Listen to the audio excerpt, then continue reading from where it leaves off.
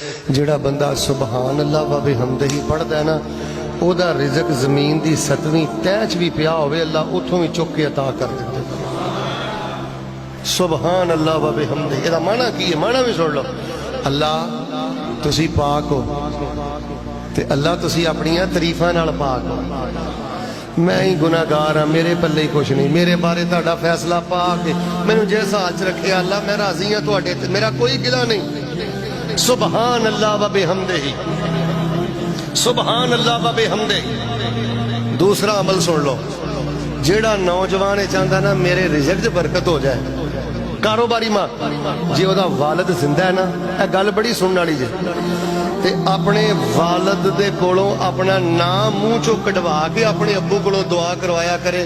میں باوضو بیٹھا اللہ دی عزت دی قسم چوک کے کہندا جے، اے قرآن میرے ہاتھ اندر جے، جیڑا بندہ اپنے باپ کولوں دعا کرواندا جے نا، اللہ پاک اس نوجوان پتر دی کدی کانڈ نہیں جے لگن دے۔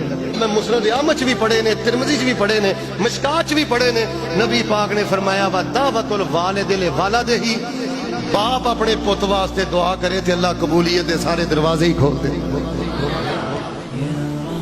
ہن کئی بندے کہن گے میرا تے باپ فوت ہو گیا،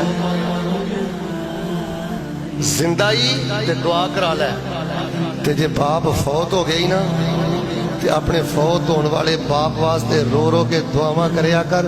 مرے باپ واسطے جڑا بندہ دعا نہ چھڈے، اللہ پاک اس بندے واسطے رحمتاں برکتاں دے سارے دروازے کھول دے۔ دو کام کرو جے برکت چاہندے جے، ایک سبحان اللہ و بحمدہ، دوسرا بزرگاں نوں چاہیے اپنے پتراں دا نام لے کے دعا کرو۔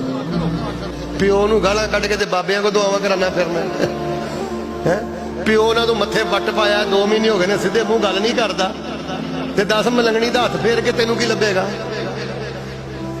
اور لوگو برکتاں دے تہاڈے گھر جے، رحمتاں دے تہاڈے گھر جے۔ اللہ دے حضور دعا کرو، اللہ سب بیماراں نوں شفا عطا فرمائے۔